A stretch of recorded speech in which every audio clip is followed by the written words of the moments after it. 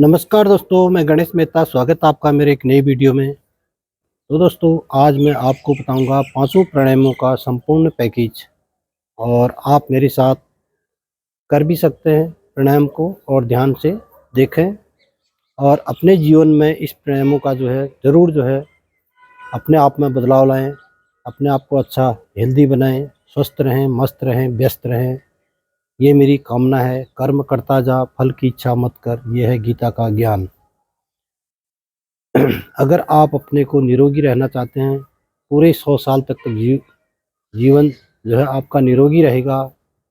आप मेरी बात को गांठ बात के सुन लो। आप रोजाना प्राणायाम करें। पांचों प्राणायाम को रोजाना अपना एक एक अभ्यास के तौर पर और एक ज़रूरी काम समझ करके इसको ज़रूर करें, क्योंकि भगवान ने सभी को 24 घंटे दिए होते हैं। इन 24 घंटे में हम अपने लिए भी इन पांचों प्राणायामों के लिए आधा घंटा हम अपने लिए निकाल सकते हैं। आइए। सबसे पहले आप एक मैट बिछा करके सुखासन में बैठ जाएं। जैसे कि मैं बैठा हूँ, पलाथी मार करके बैठ जाए। ध्यान मुद्रा, ज्ञान मुद्रा में, यानी कि ये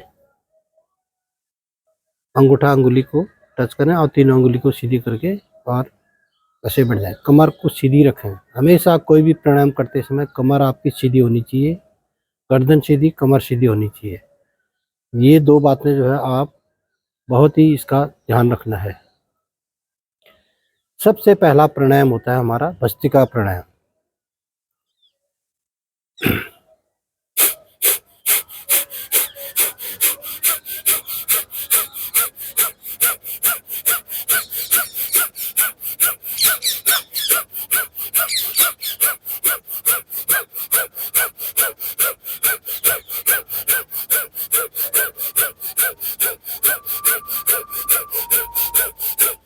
इस प्राणायाम को आप एक एक मिनट का राउंड करें। 1 सेकंड में 1 बार, 1 मिनट में 60 बार, 5 मिनट में 300 बार। आप इसको 5-5 मिनट तक आराम से कर सकते हैं। इस प्राणायाम करने से आपकी बॉडी बिल्कुल वार्म अप हो जाएगी। आपका जो ब्लड का सर्कुलेशन है पूरे नस नाड़ियों में, पूरे शरीर में समान रूप से ब्लड का सर्कुलेशन चल जाता है। उसके बाद आपको इसके और फायदे बताता हूँ मैं।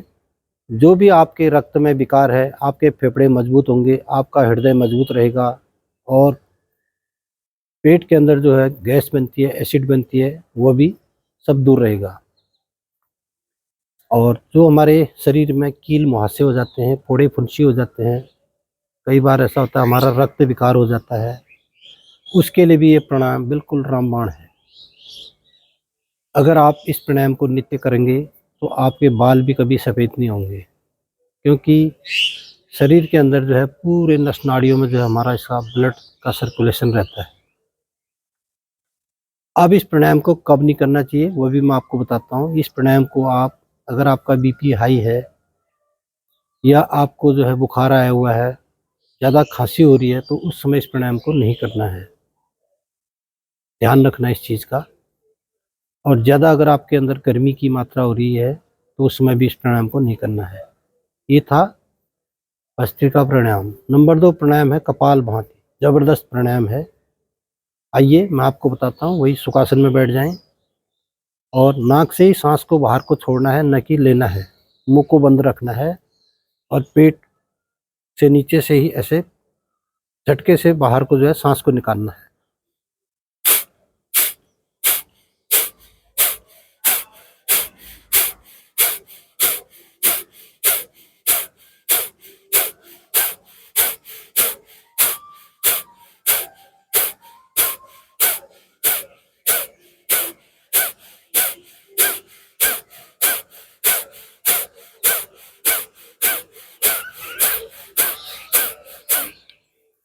ये है कपालभाति।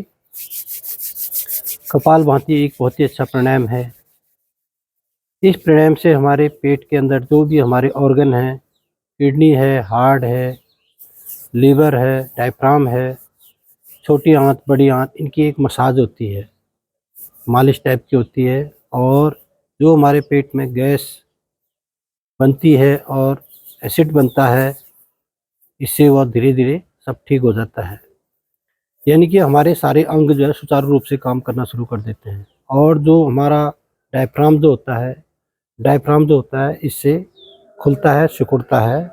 और इसको करने से आप जो है बहुत ही अच्छा फ़ायदा है इससे, क्योंकि जो शुगर के रोगी हैं उनके लिए रामबाण है ये प्राणायाम। उसके बाद इस प्राणायाम करने से आपको जो है भूख लगेगी, आपका जो लीवर है वो ठीक ढंग से काम करेगा, आपका जो किडनी है उसमें स्टोन नहीं रहेगा, और हार्ट आपका जो है बराबर जो है पंप करेगा, और कोई ब्लॉकेज नहीं होंगे हार्ट के। ये थे इसके फायदे। अब इसके कुछ नुकसान बताता हूँ मैं आपको, ये कब नहीं करना चाहिए। नुकसान नहीं है, मतलब कब नहीं करना चाहिए। सबसे पहले अगर आपका बीपी हाई है तो बीपी हाई में इस प्राणायाम को न करें।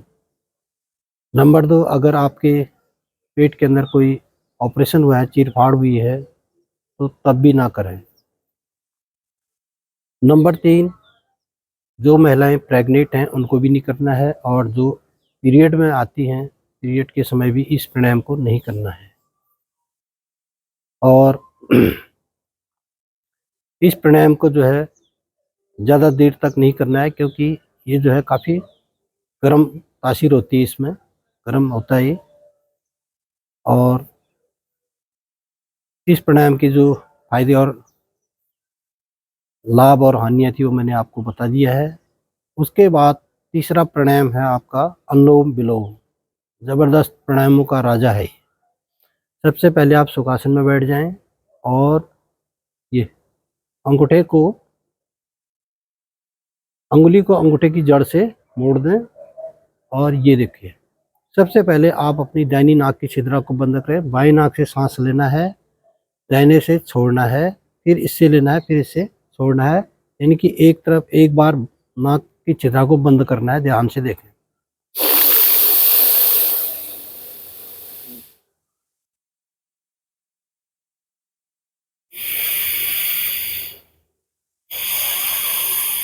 सांस को लो, सांस को रोकना है,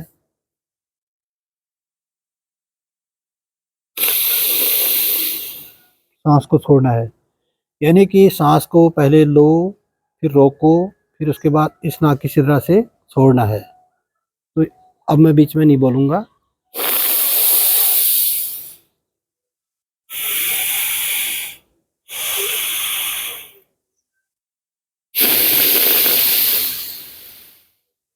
फिर इसी से सांस लेनी है।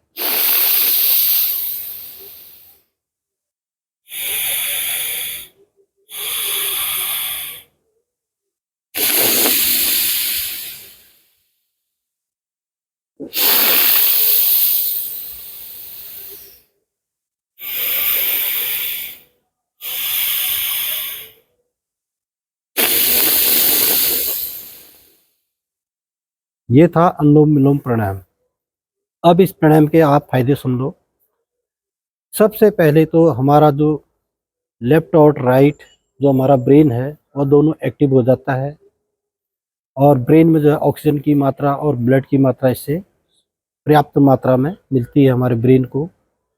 और हमारे शरीर में जितने भी 72,000 जो नस नाड़ियाँ हैं वो बराबर काम करती हैं सुचारू रूप से, क्योंकि ब्रेन ही जो है हमारे पूरे शरीर को जो है, ब्रेन से ही जो है, ब्रेन का ही ऑर्डर चलता है। अगर आपका ब्रेन सही है, मान ले जाए मेरे पैर में मच्छर ने काट दिया, मच्छर के काटने के बाद मसल्स जो है सूचना को ब्रेन में ले जाती है, उसके बाद ब्रेन हाथ से कहता है कि भाई यहाँ पर तेरा कोई काट रहा है। यानी हमारा हाथ एकदम से एक्शन के बाद इतनी जल्दी क्विक एक्शन होता है ये। तो अगर हमारा ब्रेन सही रहेगा तो हम कोई भी काम कर सकते हैं और हमेशा एक्टिव रहेगा। इस प्राणायाम के फायदे बताता हूँ आपको। सबसे पहले तो जो विद्यार्थी पढ़ने लिखने में कमज़ोर होते हैं वो पढ़ने में बिल्कुल तेज़ हो जाएंगे, उनको याददाश्त उनकी जो है बिल्कुल मेमोरी सही रहेगी। और जिनको जो है बात बात में गुस्सा आ जाता है, चिड़चिड़ापन हो जाता है, चक्कर आते हैं, इस टाइप का जो बीमारी है, और किसी से भी लड़ना, हिंसक बन जाना, अगर आप इस प्राणायाम को करेंगे तो आप धीरे धीरे कुछ ही दिन में जो है आप एक सामान्य हो जाएंगे।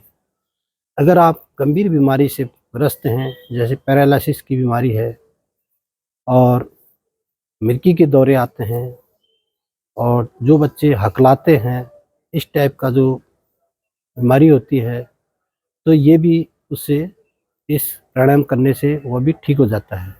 आप नित्य सुबह सवेरे खाली पेट करें। इस प्राणायाम को तो आप वैसे रात को भी कर सकते हैं, सोने से पहले अच्छी नींद आएगी आपको।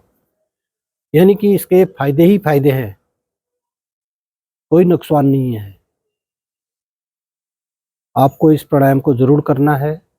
अगर आपका सिर दर्द हो रहा है तो उस टाइम पर न करें, या नाक बंद है आपकी, दोनों नाक के नोस्ट्रल बंद हैं सर्दी जुकाम के कारण, तो उस समय न करें इस प्राणायाम को।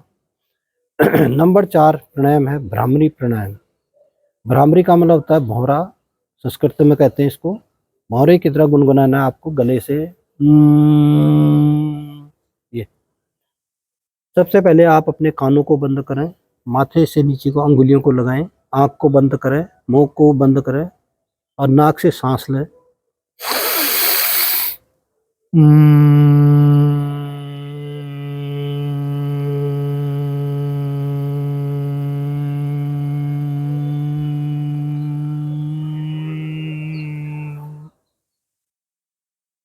इस प्राणायाम को करते समय कान के, जो हमारा कान है, अंगूठे से कानों को बिल्कुल बंद कर दें, और जो बाहर की जो आवाज़ आती है ताकि वह सुनाई नहीं दे हमको। और आपका ध्यान जो है सिर्फ भौरे की जैसी गुनगुनाहट पर ही रहना चाहिए, तब इसका फ़ायदा मिलेगा। फिर मैं शुरू कर रहा हूँ।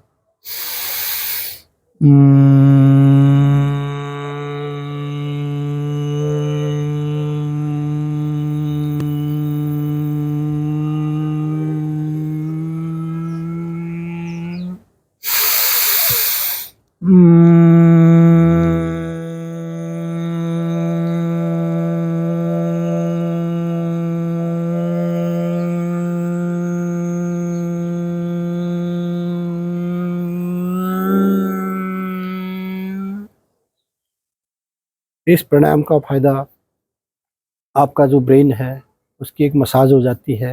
ब्रेन हमारा जो है सही ढंग से काम करता है।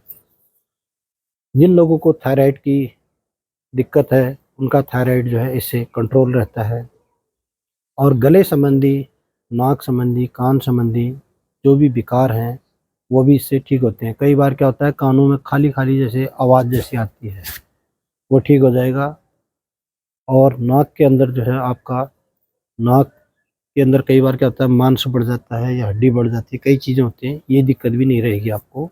और गले के बारे में तो मैं आपको बता रहा हूँ, कई बार आवाज़ बैठ जाती है, गला भारी हो जाता है, टॉन्सिल की शिकायत हो जाती है, इससे सब सही हो जाएगा। तो आप इस प्राणायाम को भी नित्य सुबह सवेरे करें। अब इसके कुछ नुकसान बताता हूँ मैं आपको। अगर आपका सिर दर्द है तो इस प्राणायाम को न करें। अगर सर्दी जुकाम से आपके ये नोस्ट्रल में क्या होता है, कचरा भर जाता है, उस समय भी न करें इसको। और कई बार क्या होता है, कानों में से कोई बच्चा या किसी भी व्यक्ति का यानी कि पस निकलता है, मवाद निकल जाता है, तो उस टाइम पर भी इस प्राणायाम को नहीं करना है। ये थे भ्रामरी प्राणायाम के फायदे और नुकसान। कब करना है, कब नहीं करना है, आपने इसको ध्यान से देख लिया, सुन लिया। क्योंकि वीडियो बहुत लंबी हो जाती है, मैं इसलिए ज़्यादा नमूना नहीं दे रहा हूँ, मोटी मोटी बातें बता रहा हूँ। अगला प्राणायाम है आपका उद्गीत या ओंकार। उद्गीत, ओंकार, ओम शब्द का जो है लंबा ध्वनि लेनी है हमने। ओम जो है ब्रह्मांड में जो है सबसे बड़ा शब्द है, सबसे बड़ा पिंड है। यानी कि जब कोई भी इंसान पैदा होता है तो पहले कोई कुछ नहीं जानता है, औ से ही जो है ओ, ओम से ही, ओम की ही जो है आवाज़ आती है, रोने की, चाहे कोई भी चीज़ की। बच्चा जब बोलने लग जाता है तो पहले ओ, ये ऐसे ही बोलता होगा। तो आइए, इसमें भी क्या है, आप ध्यान मुद्रा, ज्ञान मुद्रा में बैठ जाएं। नाक से लंबी सांस लेनी है पहले, और आंख बंद भी कर सकते हैं, नहीं भी कर सकते हैं। मुंह से जो है ओम की जो है ध्वनि निकालनी है। ओ,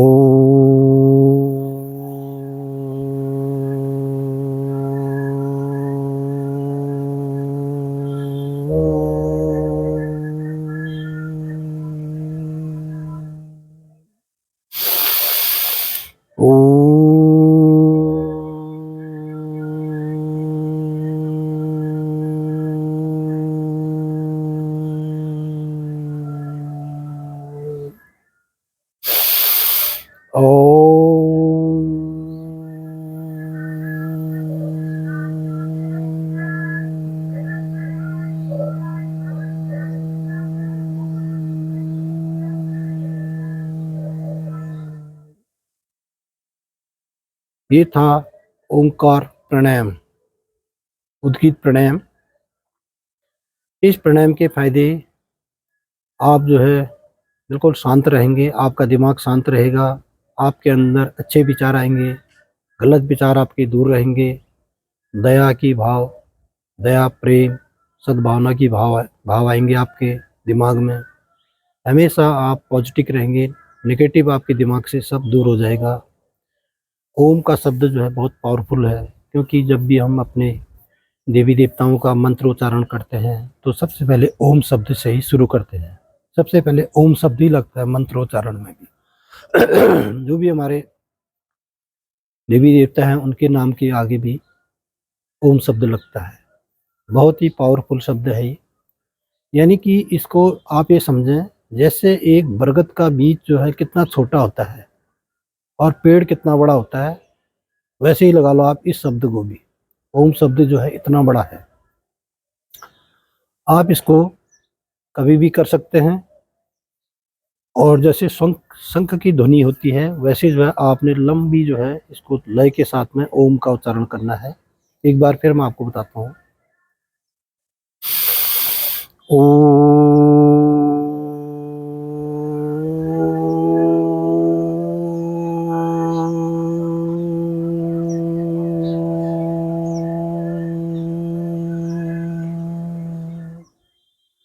तो दोस्तों, ये थे पांचों प्राणायाम का मैंने आपको नमूना दे दिया। आप नित्य सुबह सवेरे जरूर करें, अपने जीवन को खुशहाल बनाएं, रोगों से जो है अपने को दूर रखें। आप, अगर आपको वीडियो, छोटी सी वीडियो कैसी लगी, वीडियो अच्छी लगी तो इस वीडियो को शेयर करेंगे, लाइक करेंगे, कमेंट करेंगे।